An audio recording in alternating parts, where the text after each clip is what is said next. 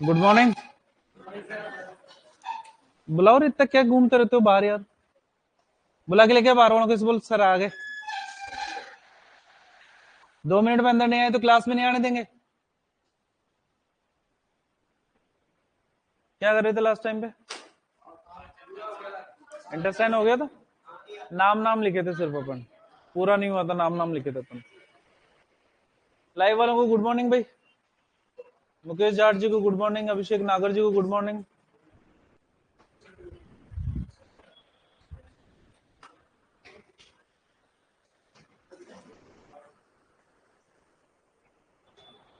सरिता सैनी जी को good morning, महाराम गुजर को गुड मॉर्निंग, मीणा शगुन को गुड मॉर्निंग,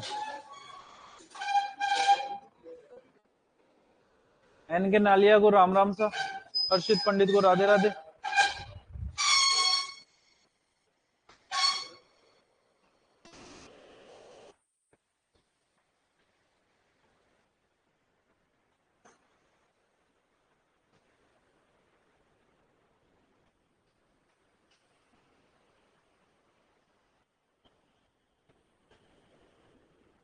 करें शुरू? छोटे आप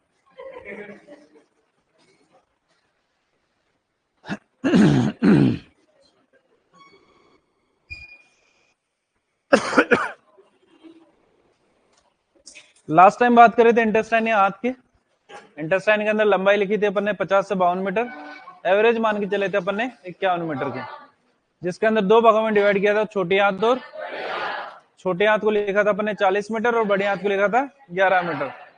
छोटे हाथ के अंदर छोटा सिर्फ व्यास होता है और बड़ी हाथ के अंदर बड़ा सिर्फ व्यास होता है, जबकि छोटे हाथ की लंबाई होती है ज्यादा और बड़ी हाथ की लंबाई होती है कम। व्यास भी लिखा था अपन ने 5 से 6 सेंटीमीटर छोटे हाथ का और 10 सेंटीमीटर बड़े हाथ का। उसके बाद में लिखा अपन ने छोटे हाथ के 3 भाग होते हैं, सबसे पहला है ड्यूडेनियम, फिर जेजुनम और फिर इलियम। ड्यूडेनियम की अगर बात करते हैं तो 1 मीटर लंबी है, 38 मीटर लंबी जेजुनम है और 1 मीटर लंबी क्या है, इलियम है। बड़ी हाथ के भी 3 भाग किए थे, सिकम, कोलन और रेक्टम। सिकम के आगे लिखा था 0.75 मीटर, उसके अलावा 10 मीटर और उसके अलावा 0.25 मीटर। क्लियर था? तो छोटी हाथ का सबसे बड़ा भाग कौन सा था? जेजुनम। और बड़ी हाथ का सबसे बड़ा भाग? ओवरऑल अगर पूछा जाए कि हाथ का सबसे बड़ा भाग कौन सा होता था? जेजुनम। 38 मीटर लंबी उसी की होती। ठीक है, दिक्कत है यहां तक किसी को?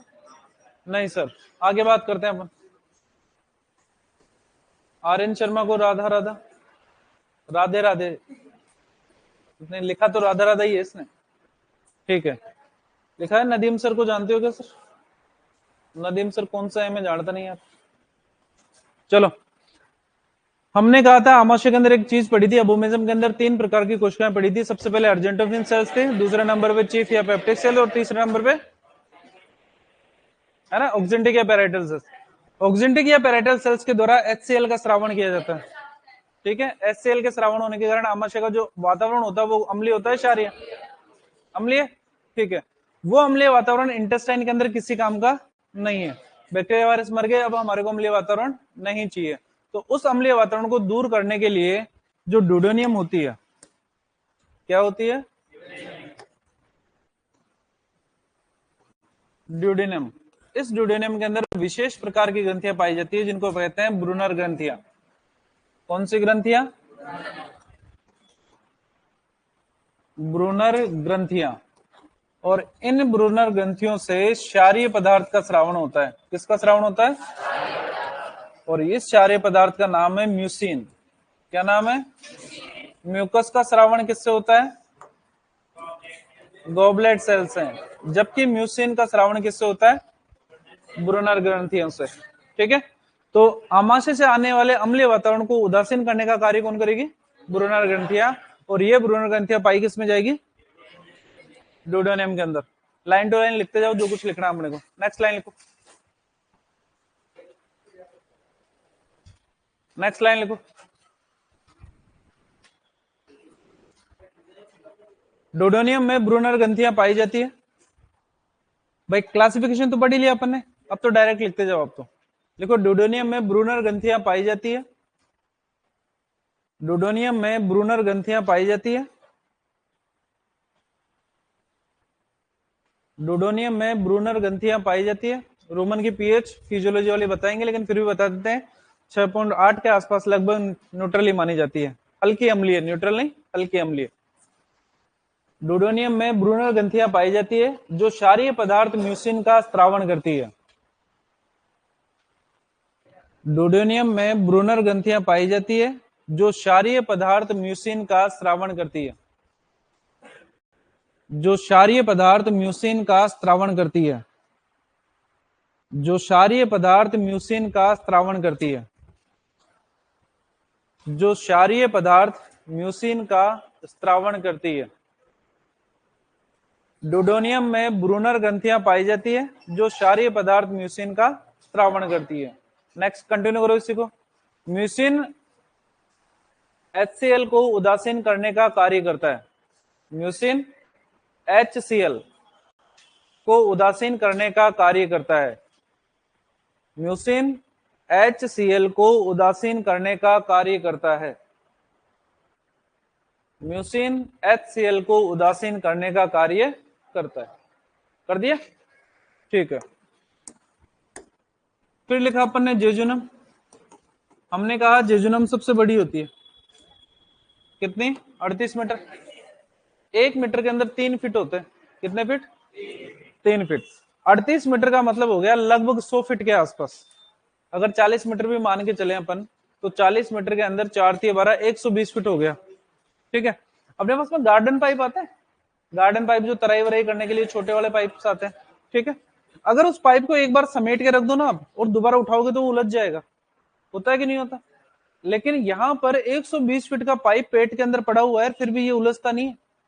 उलझ जाएगा तो दिक्कत हो जाएगी, फिर भी उलझता नहीं है। किसकी वजह से? इसके अंदर पाए जाते हैं पेरिटोनियम के फोल्ड। क्या पाए जाते हैं? पेरिटोनियम के फोल्ड। पेरिटोनियम की बात करेंगे अपन आगे, जिनको कहते हैं मीजेंट्री। क्या बोलते हैं? मीजेंट्री। ये मीजेंट्री इस इंटेस्टाइन को पोजीशन के अंदर बनाए रखने का कार्य करती है, और साथ ही साथ इसको उलझने से भी रोकती है। ठीक है। तो मीजेंट्री बेसिकली वो संरचना हो गई जो इतनी लंबी इंटेस्टाइन को आपस में उलझने से रोकेगी और उनको उसी पोजीशन में बनाए रखने का कार्य करेगी। मीजेंट्री बनी किसकी होगी? पेरिटोनियम। वर्ड पहले भी पढ़ा अपन ने उत्तकों के अंदर। पेरिटोनियम कौन से प्रकार के उत्तक से बनती है? सिंपल स्क्वेमस से। क्लियर है? लिखो इसके अंदर। जेजुनम में पेरिटोनियम के फोल्ड पाए जाते हैं। जेजुनम में पेरिटोनियम के फोल्ड पाए जाते हैं। जेजुनम में पेरिटोनियम के फोल्ड पाए जाते हैं। जेजुनम में पेरिटोनियम के फोल्ड पाए जाते हैं, जिसे मीजेंट्री कहते हैं। जेजुनम में पेरिटोनियम के फोल्ड पाए जाते हैं, जिसे मीजेंट्री कहते हैं। जिसे मीजेंट्री कहते हैं। जिसे मीजेंट्री कहते हैं। क्या कहते हैं? मीजेंट्री। नेक्स्ट लिखो यह है। कंटिन्यू करोगे इसी को। यह मतलब मीजेंट्री। यह जेजुनम को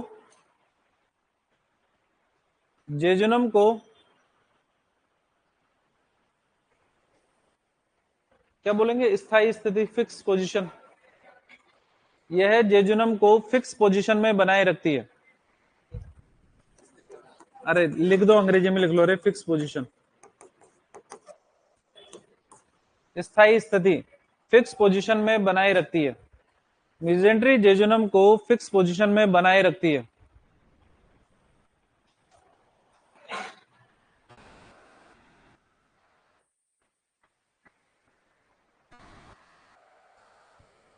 जेजुनम को फिक्स पोजीशन में बनाए रखती है।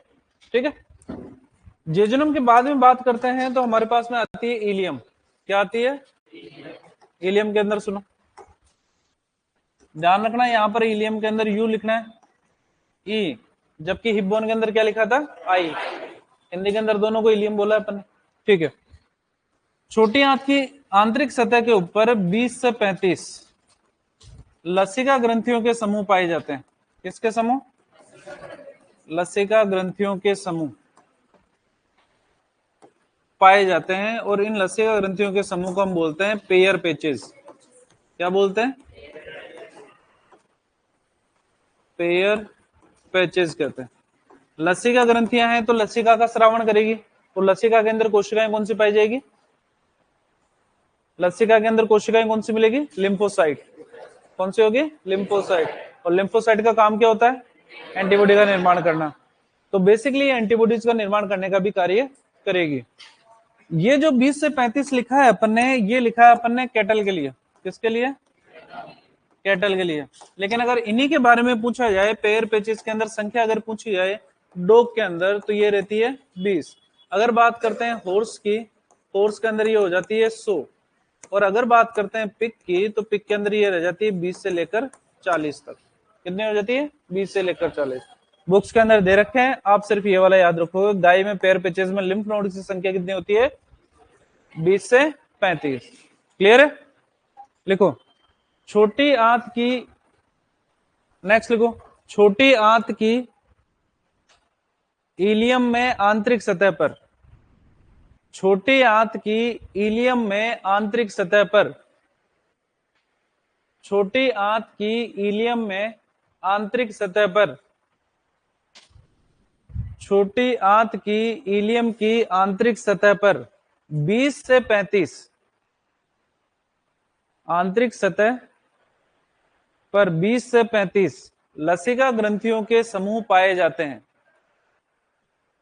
20 से 35 लसिका ग्रंथियों के समूह पाए जाते हैं। 20 से 35 लसिका ग्रंथियों के समूह पाए जाते हैं, जिन्हें पेयर पेचेस कहते हैं, जिन्हें पेयर पेचेस कहते हैं। छोटी आंत की इलियम की आंतरिक सतह पर 20 से 35 लसिका ग्रंथियों के समूह पाए जाते हैं, जिन्हें पेयर पेचेस कहते हैं, जिन्हें पेयर पेचेस कहते हैं। क्या बोलते हैं? पेयर पेचेस कहते हैं, जिन्हें पेयर पेचेस कहते हैं। पेयर पेचेस के अंदर डॉग के अंदर संख्या कितनी होगी? घोड़े में और पिग में यहीं पे नीचे लिख लो। डॉग के अंदर 20, घोड़े में 100 और पिग के अंदर 20 से 40।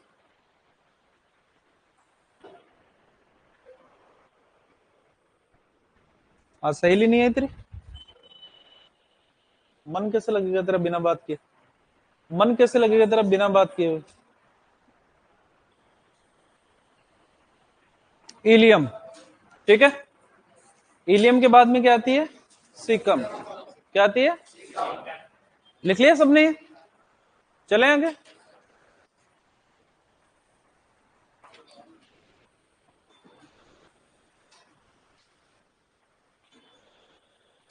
लिख, पूरा लिख। लड़कियों का आधा टाइम तो सिर्फ पेन चेंज करने के अंदर जाता है। जो इनको अच्छा लगता है उसको तो पिंक से लिखती है, जो खराब लिखता है उसको ब्लैक से लिख देती है। चलो देखो इधर, अब बात करते हैं सिकम की, ठीक है। रूमिनेंट्स के एनिमल के अंदर गाय, भैंस, भेड़, बकरी का नाम लिखा था, जिनके अंदर 4 भाग पाए गए थे, रूमन, रेटिकुलम, ओमेजम और अबोमेजम। बैक्टीरिया कहां पर मिले? रूमन के अंदर। नॉन रूमिनेंट कैटेगरी के अंदर घोड़े का नाम लिखा अपन ने, ठीक है। तो घोड़े के अंदर रूमन तो पाया नहीं जाता, जबकि घोड़ा घास खाता है। तो उस घास के खाने के लिए यानी सेलुलोज के पाचन के लिए बैक्टीरिया किसमें पाए जाएंगे? किसके अंदर? सिकम के अंदर।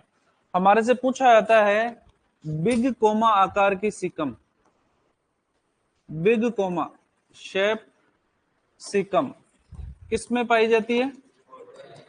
घोड़े के अंदर। क्यों पाई जाएगी बड़े आकार की? क्योंकि किसको पाचन करवाना है? सेलुलोज का पाचन करवाना। पहली बात क्लियर है। दूसरी बात सुनो, सिकम के अंदर, सिकम की उपस्थिति के कारण ही पशुओं को 2 श्रेणियों में बांटा गया है। एक होते हैं फोरगट फर्मेंटर, ये लिखा थोड़ी अपन ने, फिजियोलॉजी वाले वापस से बता देंगे आपको। दूसरे होते हैं hind gut fermenter. Foregut fermenter का मतलब है जिनके अंदर किण्वन रूमन के अंदर होता है, इसके अंदर। और हाइंड गट फर्मेंटर वो होंगे जिनके अंदर किण्वन कहां पर होगा? सिकम में होगा। सीकम में। एग्जाम्पल की अगर बात करें तो गाय, कैटल, बफेलो, शीप और गोट। एग्जाम्पल की अगर बात करें तो हॉर्स। आपको सिर्फ इतना याद रखना है, बिग कोमा शेप सीकम किस में पाई जाती है, लिखो लिखो। अरुमंथी पशुओं में सेलुलोज का पाचन, लिखो अरुमंथी पशुओं में सेलुलोज का पाचन, अरुमंथी नॉन रुमिनेंट, अरुमंथी पशुओं में सेलुलोज का पाचन, अरुमंथी पशुओं में सेलुलोज का पाचन, सेलुलोज का पाचन सीकम में होता है। अरुमंथी पशुओं में सेलुलोज का पाचन सीकम में होता है, क्योंकि क्योंकि सेलुलोज के किण्वन के लिए जीवाणु, क्योंकि सेलुलोज के किण्वन के लिए जीवाणु, क्योंकि सेलुलोज के किण्वन फर्मेंटेशन के लिए जीवाणु, क्योंकि सेलुलोज के किण्वन के लिए जीवाणु सीकम में पाए जाते हैं, सीकम में पाए जाते हैं, सीकम में पाए जाते हैं। इसलिए ऐसे पशुओं को, इसलिए ऐसे पशुओं को, इसलिए ऐसे पशुओं को, इसलिए ऐसे पशुओं को हाइंड गट फर्मेंटर, फोर गट का मतलब कि आहार नाल का आगे वाला भाग, हाइंड गट का मतलब आहार नाल का पीछे वाला भाग, इसलिए ऐसे पशुओं को हाइंड गट फर्मेंटर भी कहते हैं, इसलिए ऐसे पशुओं को हाइंड गट फर्मेंटर भी कहते हैं, इसलिए ऐसे पशुओं को हाइंड गट फर्मेंटर भी कहते हैं। क्या कहते हैं, हाइंड गट फर्मेंटर। नोट डाल के लिखो ये वाला,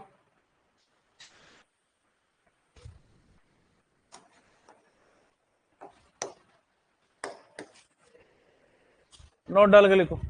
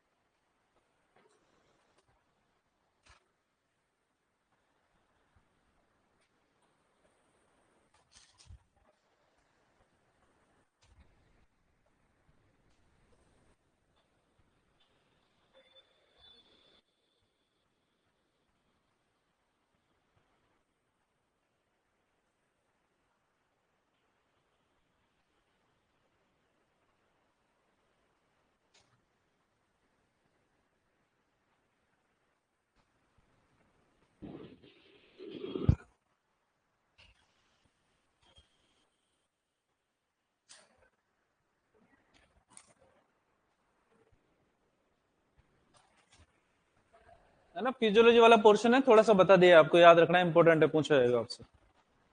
दिक्कत यहां तक नहीं। कोलन और रेक्टम के अंदर हमारे लिए ऐसा कुछ खास है नहीं, उसके बारे में पढ़े अपन, सिर्फ इतना याद रखो, कोलन बड़ी आंत का सबसे बड़ा भाग कौन सा होता है, कोलन, ठीक है। उसके बाद में क्या होती है, रेक्टम। क्लियर है। पाचन तंत्र के प्रमुख अंग यहां पर होते हैं, खत्म। क्लियर है, ठीक है। अब जो कुछ चीजें हैं ऐसी सहायक अंगों की बात अपन बाद में करेंगे, कुछ चीजें हैं जिनके बारे में हमारे से पूछा जाता है। फॉर एग्जाम्पल अगर बात करते हैं तो सबसे पहले बात करते हैं पेरिटोनियम की। नोट डाल के लिखोगे, इंपॉर्टेंट है और याद भी रखना है हमारे को। नोट डाल के हेडिंग डालोगे पेरिटोनियम,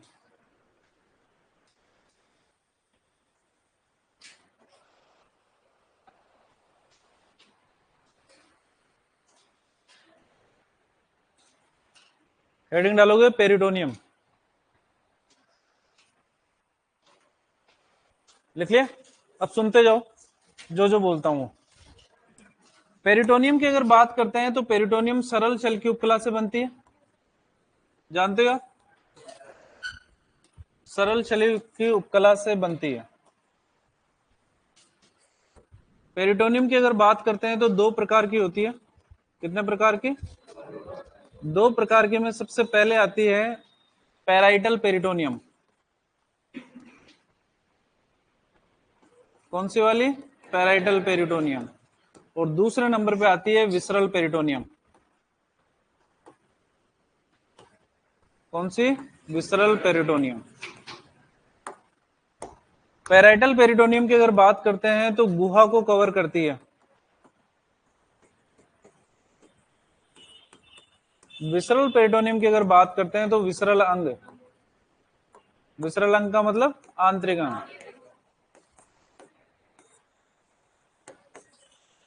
अंग को कवर करती है।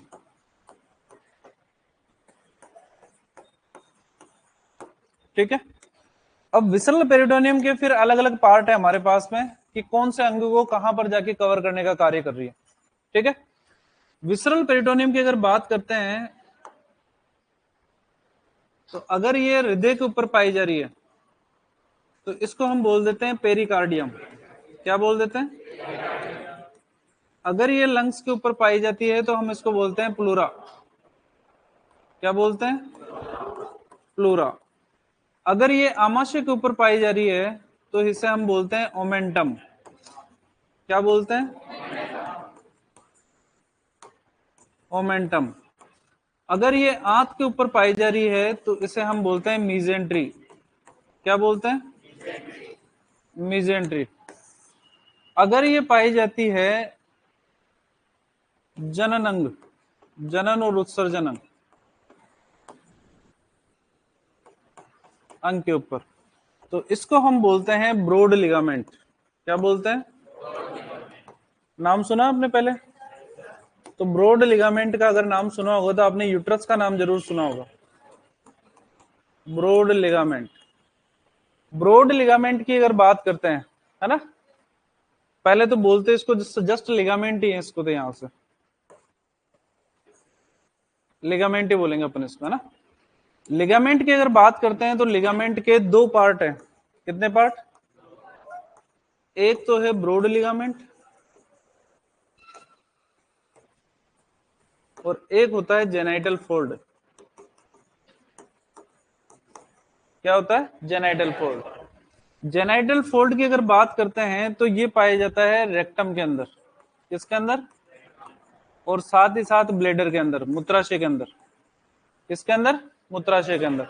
ब्रॉड लिगामेंट की अगर बात करते हैं तो ये कवर करता है मेनली यूट्रस को, इसके अलावा ओवरी को, यानी कि जनन अंग जो होंगे उनको कवर करने का कार्य करेगा। स्पेशली अगर बात करते हैं हम ब्रॉड लिगामेंट की,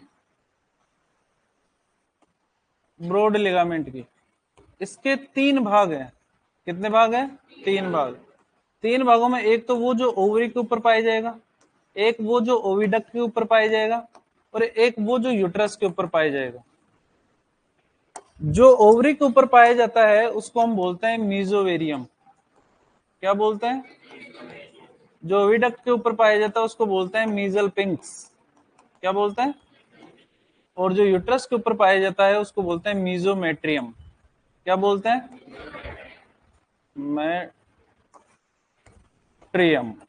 क्या बोलेंगे? मीजोमेट्रियम। अब सुनो वापस से ना, वापस से सुनो। पेरिटोनियम की अगर बात करते हैं तो सरल शल की उपकला पढ़ी थी, वहां पर सबसे पहला नाम ही पेरिटोनियम लिखा था अपन ने। यानी कि पेरिटोनियम कौन से प्रकार की उपकला उत्तक से मिलकर बनी होगी? सिंपल है इसके पास एक सिंगल लेन कोशिकाओं की रहेगी और उसके नीचे बेसमेंट मेम्ब्रेन पाई जाएगी जो किसकी बनी होगी? म्यूकोपॉलीसेकेराइड की बनी होगी। ठीक है। पेरिटोनियम की अगर बात करते हैं तो पेरिटोनियम दो प्रकार की होगी, एक तो पैराइटल पेरिटोनियम और एक विसरल पेरिटोनियम। मैं यहां पर बात करना चाहता हूं वक्ष गुहा की। मान लो ये वक्ष गुहा होती, क्या होती? वक्ष गुहा। इस वक्ष गुहा के अंदर आता ट्रेकिया, दो भागों में डिवाइड होता, एक लंग्स इधर और एक लंग्स इधर, ऐसा ही होता। बीच के अंदर यहां पर पा जाता हार्ट, ऐसा ही होता। ठीक है। तो जस्ट अज्यूम करो, एक तो वो जो इस पूरी की पूरी को कवर कर रही है, इस पूरी कैविटी को कवर करने का कार्य कर रही है। ठीक है। इसको तो हम बोलते हैं पैराइटल पेरिटोनियम। क्या बोलते हैं? और इसी का एक भाग है जो यहाँ पर ट्रेकियस आके लंग्स को कवर करने का कार्य कर रही है, और लंग्स के साथ साथ ये हार्ट को भी कवर करने का कार्य कर रही है। तो लंग्स और हार्ट पे कवर कर रही है, यानी कि आंतरिक अंगों को कवर कर रही है। तो इसी को सेम पेरिटोनियम है, ऐसा नहीं है कि संरचना के अंदर अलग है या कुछ है, हमने नाम दे दिया विसरल पेरिटोनियम। विसरल पेरिटोनियम यानी कि विसरल ऑर्गन, यानी कि आंतरिक अंगों के ऊपर पाई जाने वाली। क्लियर है? तो जो गुहा को कवर करेगी उसको बोलेंगे पैराइटल पेरिटोनियम, और जो अंगों को कवर करेगी उसको बोलेंगे विसरल पेरिटोनियम। अब विसरल पेरिटोनियम के अलग अलग अंगों के हिसाब से हमने अलग अलग नाम दे दिए। अगर ये विसरल पेरिटोनियम हृदय के ऊपर पाई जा रही है तो, लंग्स के ऊपर पाई जा रही तो, आमाशय के ऊपर पाई जा रही, आंत के ऊपर पाई जा रही, जनन या उत्सर्जन अंगों पे पाई जा रही है तो क्या कहलाएगा? लिगामेंट। क्या कहलाएगा? लिगामेंट। लिगामेंट की अगर बात करते हैं तो लिगामेंट के दो पार्ट हैं, एक तो ब्रॉड लिगामेंट और एक genital fold. Broad ligament ovary और यूट्रस या ओविडक्ट को कवर करेगा, और जेनाइटल फोल्ड बेसिकली रेक्टम और ब्लैडर को कवर करेगा। स्पेशली अगर बात करें ब्रॉड लिगामेंट की भी, तो ब्रॉड लिगामेंट ओवरी को अगर कवर कर रहा है तो उसको बोलेंगे मीजोवेरियम। अगर ये ओविडक्ट को कवर कर रहा है तो मीजल पिंग, और अगर ये यूट्रस को कवर कर रहा है तो मीजोमेट्रियम। सिर्फ बाहर का आवरण है, उनकी खुद की दीवार नहीं है। हमने कहा है कि उपकला उत्तक दो प्रकार का होता है, कवरिंग एपिथेलियम और ग्लैंडुलर एपिथेलियम। तो ये सिर्फ कवर करने का काम करेगा। अब कवर बाहर से भी कर सकता है और अंदर से भी कर सकता है, वो इसकी इच्छा है। तो अंगों के हिसाब से हमने नाम दिए गए हैं, आपके लिए बहुत ज्यादा इंपॉर्टेंट है, क्योंकि हमारे से पूछे जाते हैं। पेरिटोकार्डियम पूछा जाएगा, प्लूरा पूछा जाएगा, मेजेंट्री पूछी जाएगी, और इसी के साथ में ब्रॉड लिगामेंट भी आपसे पूछा जाएगा। दिक्कत यहां तक किसी को है क्या? वापिस से सुन लो, पेरिटोनियम सरल शल की उपकला से बनकर बनती है, दो प्रकार की होती है, विसरल पैराइटल पेरिटोनियम और विसरल पेरिटोनियम। जो गुहाओं को कवर करती है उसको क्या बोलते हैं? और जो अंगों को कवर करती है, अंगों के अंदर हृदय को कवर करने वाली को, फेफड़ों वाली को, आमाशय को, आंत को, जनन और उत्सर्जन अंग। जनन और उत्सर्जन अंगों के अंदर अगर बात करते हैं जनन अंगों की तो ब्रॉड लिगामेंट, और उत्सर्जन अंगों की तो जेनाइटल फोल्ड। ब्रॉड लिगामेंट की अगर बात करते हैं तो कितने पार्ट? ओवरी के ऊपर, ओवरी के ऊपर लिख देता हूं मेजोवेरियम, ओविडक्ट के ऊपर मेजल पिंक्स, और यूट्रस के ऊपर मेजोमेट्रियम, मेट्रियम। दिक्कत यहां तक? लाइन टू लाइन लिखाऊंगा या उतार लोगे? वेरी गुड, इंटेलिजेंट हो तुम, बिना बात कर बिना आवाज किए।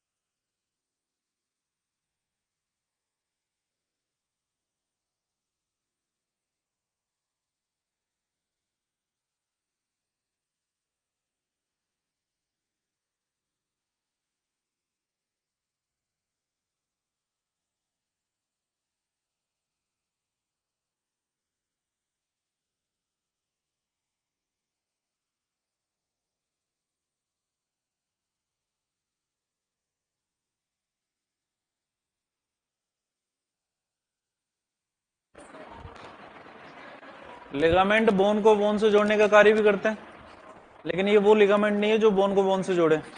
ये सरल शेल की उपकला का आवरण है।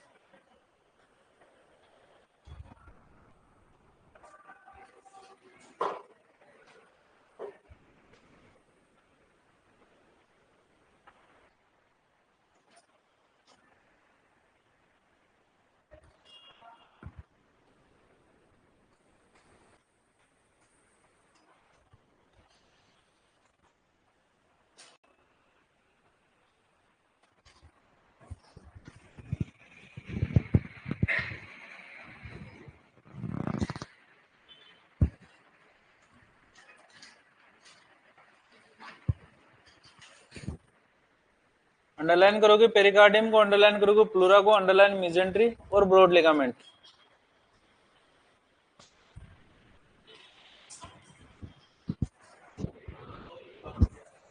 क्या सर? ओवरी के बाद में ओविडक्ट है सर। ओविडक्ट यानी अंडवाहिनी।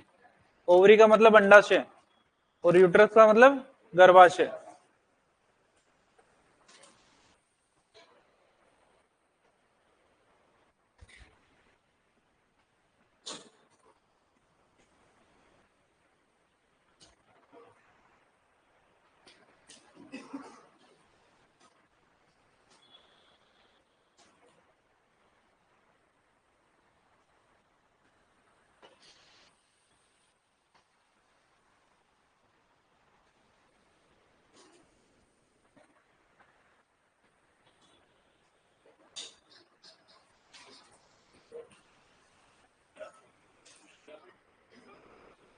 क्या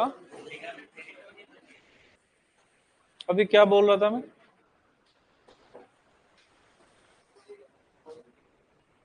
ये वाला लिगामेंट वो नहीं है जो बोन को बोन से जोड़ता है, ये पेरिटोनियम है बेसिकली। सर ये रेक्टम के आगे क्या है? ब्लेडर है, ब्लेडर मूत्राशय। रेक्टम के आगे ब्लेडर है यहाँ पर।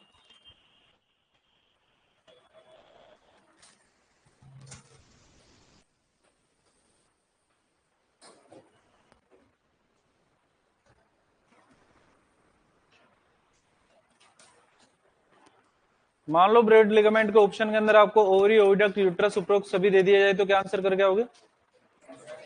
अगर ब्रॉड लिगामेंट के आगे आपको ऑप्शन के अंदर दे दिया जाए कि ओवरी, ओविडक्ट, यूट्रस और उपरोक्त सभी, अगर ऑप्शन के अंदर आपको ओवरी, ओविडक्ट, यूट्रस और इंटेस्टाइन दे दिया जाए तो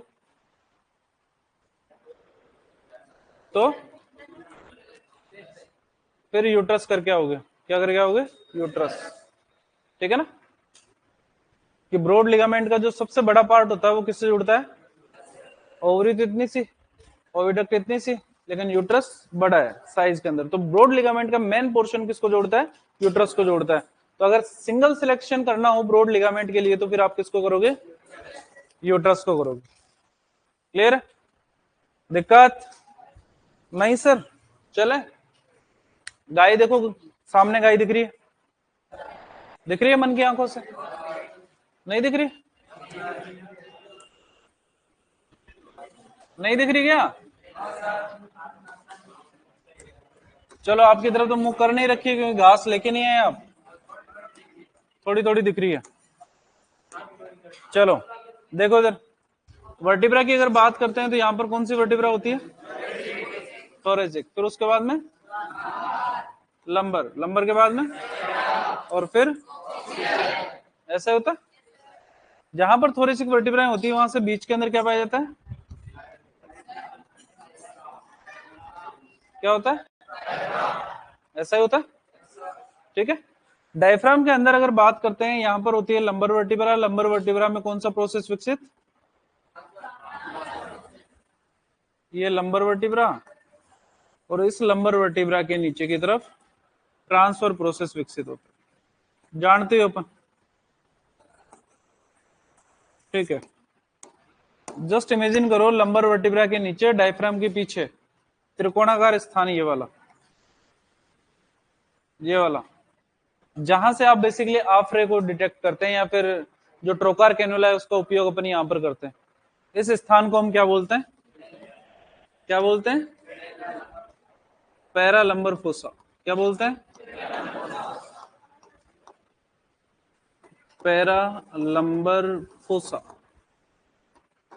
और इस पैरालंबर फोसा के नीचे की तरफ ये वाला जो स्थान पाया जाता है, इसको हम बोलते हैं फ्लैंक। क्या बोलते हैं? फ्लैंक, है ना। तो जो फ्लैंक बोल रहे थे वो सोच लेना, ये वाला फ्लैंक नहीं है। फ्लैंक का पोर्शन जस्ट इसके नीचे की तरफ है, यानी कि लोअर एब्डोमिनल वॉल के अंदर है, पैरालंबर फोसा के नीचे की तरफ। फोसा का मतलब गड्ढा, पैरालंबर यानी लंबर वर्टिब्रा के नीचे की तरफ। क्लियर? नोट डाल के लिखो पैरालंबर फोसा।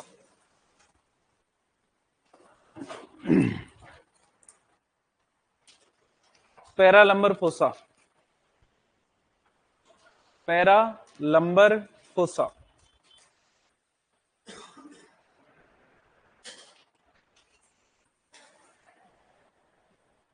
पैरालंबर फोसा लिखो इसके अंदर। लंबर वर्टिब्रा के ट्रांसफर प्रोसेस के नीचे की तरफ, लंबर वर्टिब्रा के ट्रांसवर्स प्रोसेस के नीचे की तरफ, लंबर वर्टिब्रा के ट्रांसफर प्रोसेस के नीचे की तरफ, लंबर वर्टिब्रा के ट्रांसवर्स प्रोसेस के नीचे की तरफ, के नीचे की तरफ, लंबर वर्टिब्रा के ट्रांसफर प्रोसेस के नीचे की तरफ, और डायफ्राम के किधर? पीछे की तरफ। कॉमा लगाओ, डायफ्राम के पीछे की तरफ, डायफ्राम के पीछे की तरफ, डायफ्राम के पीछे की तरफ, डायफ्राम के पीछे की तरफ दबा हुआ त्रिकोणाकार स्थान, दबा हुआ त्रिकोणाकार स्थान, दबा हुआ त्रिकोणाकार स्थान, दबा हुआ त्रिकोणाकार स्थान पैरालंबर फोसा कहलाता है। पैरालंबर फोसा कहलाता है। क्या कहलाता है? पैरालंबर फोसा। तो लंबर वर्टिब्रा के ट्रांसफर प्रोसेस के नीचे की तरफ तथा डायफ्राम के पीछे की तरफ दबा हुआ त्रिकोणाकार स्थान पैरालंबर फोसा कहलाता है, ठीक है। गाय की जगह घोड़ा लेके आओ, घोड़े के अंदर दिख रहा है कि? गाय की जगह घोड़े को शिफ्ट करो, मन की आंखों से देखो, घोड़ा खड़ा है यहाँ पर। अब आप देखो ट्रांसफर प्रोसेस के नीचे की तरफ, डायफ्राम के पीछे की तरफ दबा हुआ स्थान नहीं दिख रहा है। क्यों? क्योंकि घोड़े के अंदर पैरालंबर फोसा नहीं पाया जाता। लिखो नेक्स्ट लाइन, घोड़े में अनुपस्थित, घोड़े में अनुपस्थित, हॉर्स में पाया ही नहीं जाता। घोड़े में अनुपस्थित, घोड़े में नहीं पाया जाएगा। नेक्स्ट लिखो, पैरालंबर फोसा के नीचे का स्थान, पैरालंबर फोसा के नीचे का स्थान, पैरालंबर फोसा के नीचे का स्थान फ्लैंक कहलाता है। पैरालंबर फोसा के नीचे का स्थान फ्लैंक कहलाता है।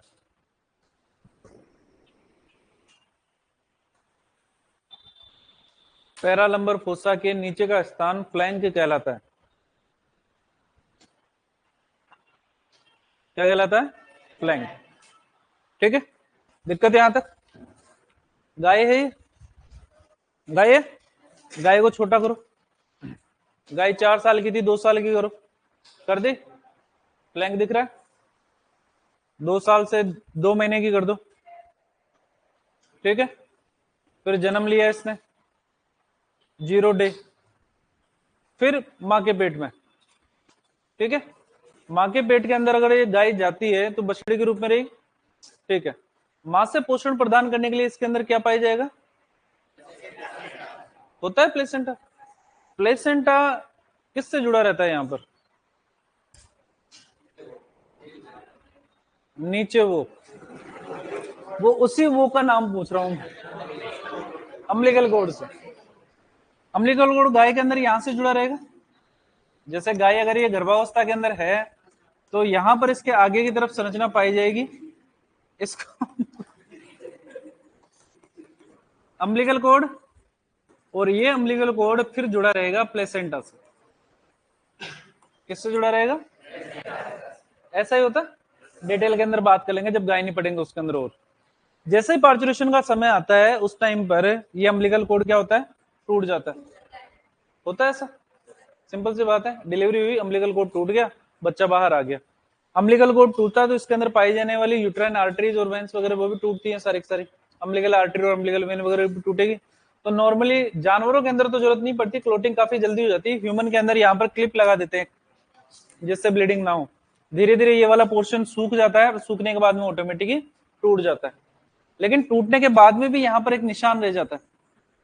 गाय के अंदर भी रहेगा, बैल के अंदर भी रहेगा, सबके अंदर भी रहेगा, हमारे अंदर भी है कि नहीं है? इस निशान को हम बोलते हैं अम्बिलिकस। क्या बोलते हैं?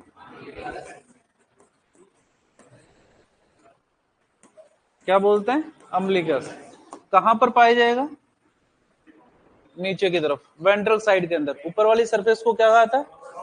डोर्सल। बिल्कुल सही है, कह रहे हैं जो फोटो दिखा रहे हैं वो बिल्कुल सही है, ठीक है ना। तो अम्बिलिकल कोड का बचा हुआ अवशेषी भाग जो कैटल के अंदर पाया जाएगा क्या कहलाएगा? अम्बिलिकस। नेक्स्ट को अम्बिलिकस।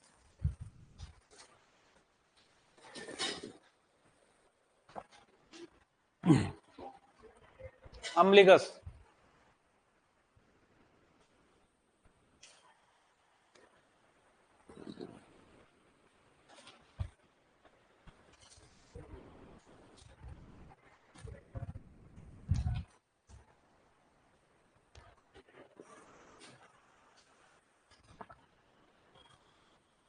अम्बिलिकस लिखो। अम्बिलिकल कोड का वयस्क में बचा हुआ अवशेषी भाग। अम्बिलिकल कोड का वयस्क में बचा हुआ अवशेषी भाग। अम्बिलिकल कोड का वयस्क में बचा हुआ अवशेषी भाग। अम्बिलिकल कोड का वयस्क में बचा हुआ अवशेषी भाग जिससे प्लेसेंटा जुड़ा हुआ रहता है। जिससे प्लेसेंटा जुड़ा हुआ रहता है। जिससे प्लेसेंटा जुड़ा हुआ रहता है। जिससे प्लेसेंटा जुड़ा हुआ रहता है क्या कहलाता है? अम्बिलिकस। अम्बिलिकस कहलाता है। समझ में आ गया होता क्या है ना? अम्बिलिकल कोड के द्वारा प्लेसेंटा जुड़ा हुआ था, जब टूटने की बारी आई तो अम्बिलिकल कोड टूट गया और बाद में प्लेसेंटा की तीनों लेयर एमनियन, कोरियन और एलेंटिक्स रिटेंशन ऑफ प्लेसेंटा। जैसे प्लेसेंटा रुक जाता है अंदर की तरफ तो प्लेसेंटा तो बाद में बाहर निकलता है, लेकिन टूटता क्या है? Umbilical cord. और अम्बिलिकल कोड जब टूटेगा तभी जाके तो बच्चा बाहर आएगा, तभी जाके तो बच्चा सांस लेना शुरू करेगा। तो बर्थ कैनाल की अगर बात करते हैं, है ना, बर्थ कैनाल के अंदर बच्चे को फंसे हुए चाहे 2 घंटे क्यों ना हो गया, बच्चे को कोई फर्क नहीं पड़ेगा। क्यों? क्योंकि वो तब तक किससे जुड़ा हुआ है? अम्बिलिकल कोड से। अम्बिलिकल कोड से जुड़ा हुआ तो ब्लड सप्लाई वगैरह सारी सब कुछ प्रॉपर है, कोई दिक्कत नहीं है। लेकिन अगर अम्बिलिकल कोड टूट गया फिर बच्चा बर्थ कैनाल में फंस गया तो फिर ये सांस लेने की कोशिश करेगा। जब तक सप्लाई हो रही थी, ब्लड सप्लाई हो रही थी तो ऑक्सीजन की आवश्यकता थी नहीं, सांस लेने की जरूरत थी नहीं। लेकिन जैसे अम्बिलिकल टूट गया वैसे ये मुंह को खोलेगा और सांस लेने की कोशिश करेगा। और सांस लेने की कोशिश करेगा तो जो भी सामने आया वही इसके नाक के अंदर चला जाएगा। मान लो अंदर की तरफ अगर प्लेसेंटा टूटा ही, पहले अम्बिलिकल टूट गया, तो जो फ्लूइड भरा हुआ है इसके अंदर, वो फ्लूइड भी इसके अंदर चला जाएगा, फिर दिक्कत करेगा हमारे को। ठीक है, दिक्कत यहां तक नहीं।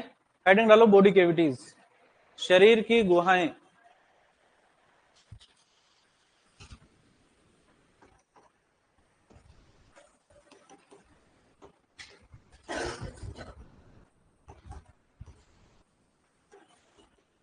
शरीर की गुहाएं अपने श्रेष्ठ विशिष्ट परिणामों को दिखाकर लोगों को नई या बेहतर पद्धति अपनाने के लिए कौन सी विधि होती है गुरुदेव? याद करो, एक्सटेंशन याद आ रहा? डेमोन्स्ट्रेशन, प्रदर्शन कितने प्रकार का था? 3। कितने प्रकार का? 6। कौन सा पढ़ लिया रे तुमने? है एक तो था विधि प्रदर्शन, परिणाम प्रदर्शन, और एक संयुक्त प्रदर्शन। हाँ, तू क्या बोल रही थी? नहीं नहीं, बोल रहे रिजल्ट प्रदर्शन, कोई बात नहीं। विधि प्रदर्शन था, परिणाम प्रदर्शन था, और संयुक्त प्रदर्शन था। विधि प्रदर्शन में सिर्फ विधि बताई, परिणाम प्रदर्शन के अंदर नई और पुरानी विधियों के बीच में तुलना करी, और रिजल्ट के अंदर सिर्फ दिखाया है अपन ने और परिणाम दिखाया है, लेकिन तुलना किसी से भी नहीं करी। सर ने जो क्वेश्चन दिया है उसके अंदर लिखा हुआ है कि अपने श्रेष्ठ विशिष्ट परिणामों को दिखाकर लोगों को नई या बेहतर पद्धति अपनाने के लिए कौन सी विधि होती है? कौन सी होगी? परिणाम या संयुक्त?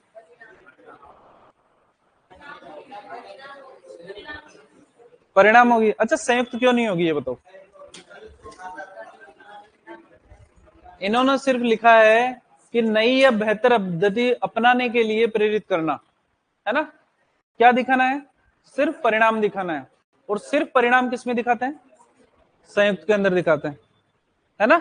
जबकि परिणाम प्रदर्शन के अंदर अपन क्या करते हैं? नई भी दिखाते हैं और पुराने भी दिखाते हैं, और तुलना करते हैं उनके बीच में।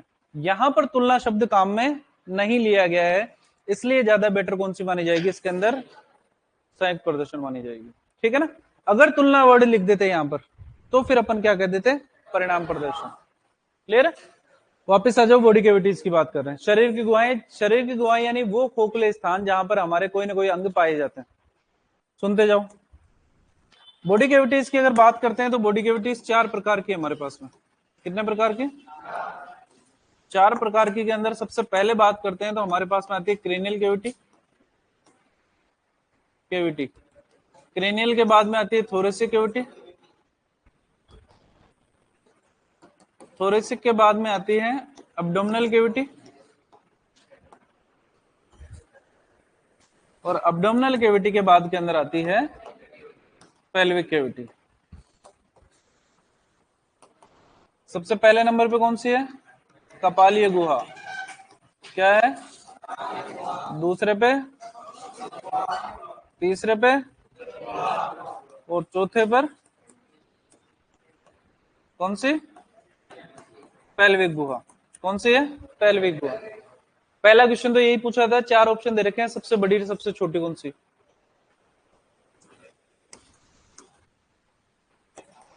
सबसे बड़ी कौन सी